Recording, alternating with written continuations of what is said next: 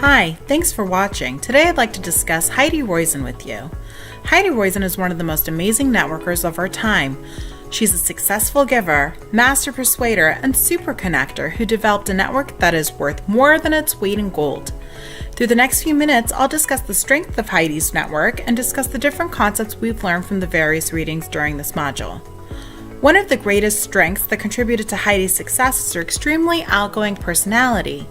According to her friend Royal Ferris, she has a unique talent at turning a brief conversation into one of substance by contributing a couple ideas in such a short period of time.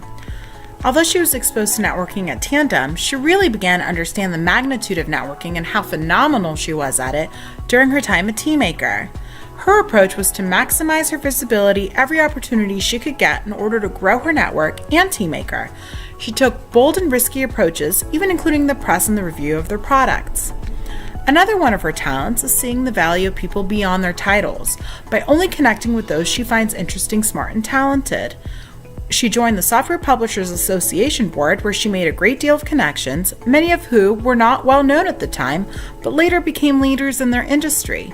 Heidi believes that when building a network, it's easier to get to know people when they're not famous, so that when they do become famous, you've already got a relationship developed with them. Heidi also has a great ability to forge deep and long-lasting relationships based on reciprocity and mutual respect. As VPL at Apple, she was able to call on those previously developed relationships for help when the organization really needed it, and they always came through for her. Another one of her strengths is her ability to provide opportunities for her own network to connect with one another. She was notorious for hosting networking dinner parties at her home with her family present. When hosting these dinners, she always ensured that half the guests knew each other so that they'd be comfortable but still have the opportunity to make new connections. Heidi is also able to efficiently manage her network. She's able to establish close ties with people who are the nuclei of their network so that she could tap into their networks when needed. That way she doesn't have to stay in close contact with each individual within those different networks. Looking at the different concepts in this module, I'd like to take this time to draw some comparisons to Heidi Roizen. Adam Grant's book, Give and Take, discusses three types of people. The first types are takers, who receive more than they give and are typically only looking out for themselves. They're easy to spot in an organization, and they're the people who are always placing their own needs before others. Then there are the matchers, who believe that giving and taking works best at an equal balance. They're the ones who believe what goes around comes around. I believe Heidi exemplifies the third type of person, a giver. Givers are collaborators, share credit, and help others even though they may not personally benefit at that exact moment. They have a cause and are successful because of it. They're always looking for ways to increase value of others, which creates altruistic rewards for them. Adam Rifkin, George Meyer, and Conry Callahan are all examples of true and successful givers. Successful givers like Heidi Roizen build broad and fruitful networks, make great mentors, balance their ambition with others' best interest, not to say that they're selfless, but rather they maintain a high level of self-interest and ambition without railroading other people's needs. Successful givers don't just give blindly. They're connectors and create an environment of reciprocity and avoid burnout whenever possible.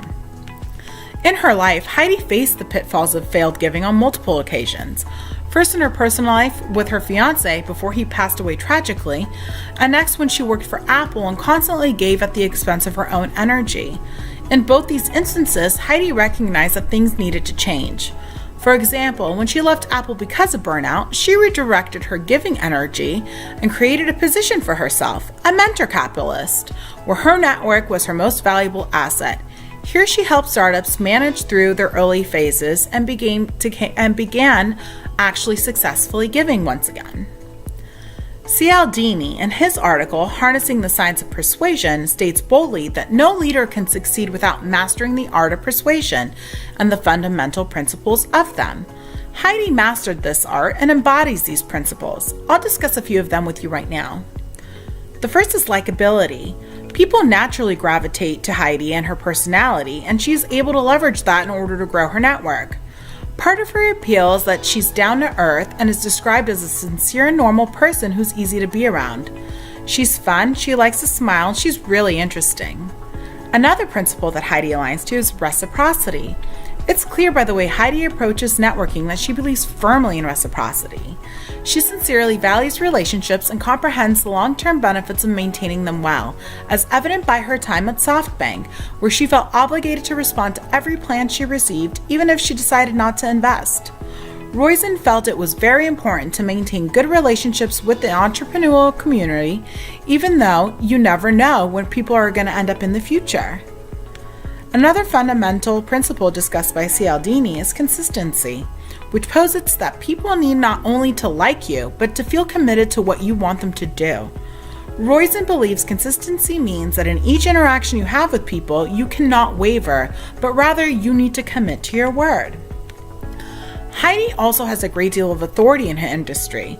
People follow her because she is an expert in the field. She's someone that is highly sought after for advice and mentorship. She's seen a catalyst and a maker.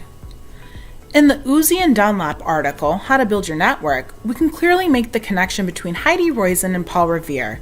Both were information brokers who occupied a role in social network by connecting groups of people together.